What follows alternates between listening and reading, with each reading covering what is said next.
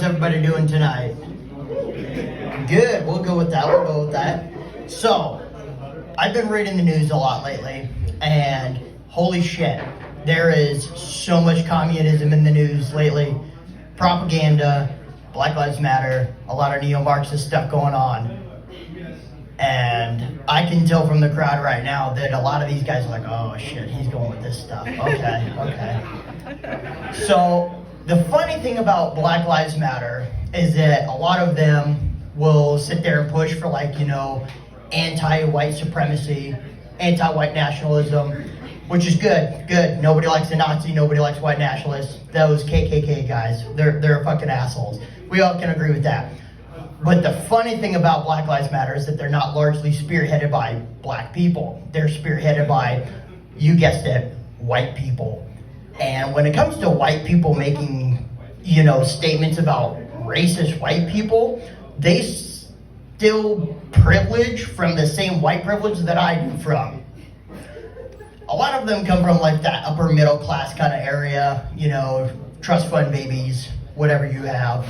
And holy shit, are they entitled as fuck. They're gonna sit there and act as arbiters of justice, and they'll act as those arbiters for people that are well, that's a minority, he's oppressed. That's an LGBT guy, he's oppressed. But my God, if you single out that they're white, they get so butthurt. It's almost as if they are neo-Nazis of the far left. It's kind of fucked up. It's really funny. But on the flip side of that, you've got modern neo-Marxists on your hands. A lot of campus liberals will kind of come around and they'll tell you that if you're not for Black Lives Matter, if you're not for LGBTQ+, LMNOP, the whole alphabet people, they're going to sit there and they're going to call you a racist, you're a xenophobe, you're a Donald Trump supporter. Well, yes, I am. Thank you for pointing that out. But regardless, that's just my trump card up my sleeve at this point. Terrible joke, but that's pretty good. And a lot of these people act as arbiters of justice for minorities. I'm a quarter minority because my dad is basically a white Danny Trejo, half Irish, half Mexican. I look at my dad, and this guy says, all right, can you grow a beard? Now, what does that have to do with anything? You're gonna go bald. Excuse me? You're gonna go bald. Look at your grandfather. Well, shit, I'm going bald because I can grow a beard. But, it's kind of fun just to kind of poke fun at people here and there. Unless you're, Trump supporter, those people get so overwhelmed with just getting butthurt as fuck and everything. I support Donald Trump, but I'm not a Trumper. Holy fuck. Conservatives this day and age will just poke fun at anything, but the moment that you say, you know what, I'm an atheist, you're going to hell.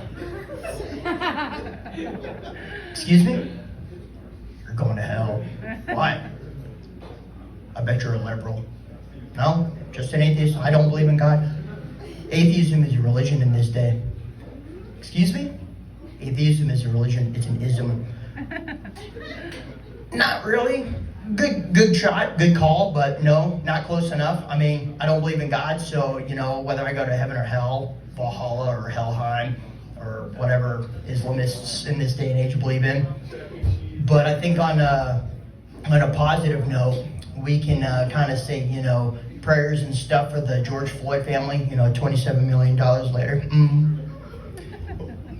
These people have a lot of time on their hands. They're going to sit around. They're going to tell you, hey, look, he was killed. He couldn't breathe. It's fair. Okay. How's the trial going? Oh, he hasn't been convicted yet. Oh, shit. Well, how did you get the settlement out of court? He was murdered. Oh, fuck me. Okay. Well, that's fair. $27 million later. So at this point, if anybody's got any bright ideas for trying to get a quick scheme for a quick buck, provoke a police officer in Minnesota. You can't go wrong. I'm just telling you, you can't go wrong. So on the plus side of that, these are a lot of negatives. I didn't think you could make, two terms make a right. No, two negatives make still a negative. So when I lived in Minneapolis, St. Paul area for about a year, a little over a year, and when COVID-19 hit back in March of 2020, I got royally fucked on going to get my job. So I was working about 80 hours of overtime a week, smacked down to about 25 hours a week. And then people are like, oh, COVID. Well, shit, I got my mask. Can I get my hours back? No. Fuck. All right. So I slowly get my hours built back up to about 40, 45 hours a week. Okay, this is good. I'm getting about 5 hours a week of overtime. It's not bad, not bad. So then the news comes across in May 26th, 2020. George Floyd. Oh, fuck. The killer bees weren't enough. God damn it. Okay, what do we got going on? Well, this guy was kneeled on the neck by a white guy. Fuck. Was he black? Yeah. Shit. That's not good. So, well, when this guy says he couldn't breathe and stuff, you know, we thought at first it's like because the guy was kneeling on his neck and shit. Everybody else is sitting there saying it's like, oh, can he not breathe because it's the fentanyl in his system? Or is it because this Derek Chauvin's just a fat fuck just sitting on his neck?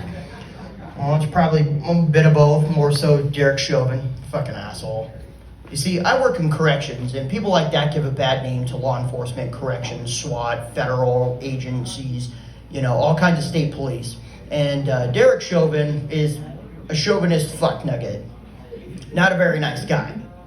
But when you look at the bright side of law enforcement, most of them are good, unless you're white. But they're not too bad. They're not too bad. I think we're having a little too much fun with this. Everybody's been having a few drinks. If everybody else is having a good night, that's a plus side. Don't drink too much to the point you can't breathe, because we don't need another, you know, Floyd thing on our hands. It's a little fucked up, a little too soon. No, I think I'm good. All right, have a good night, guys.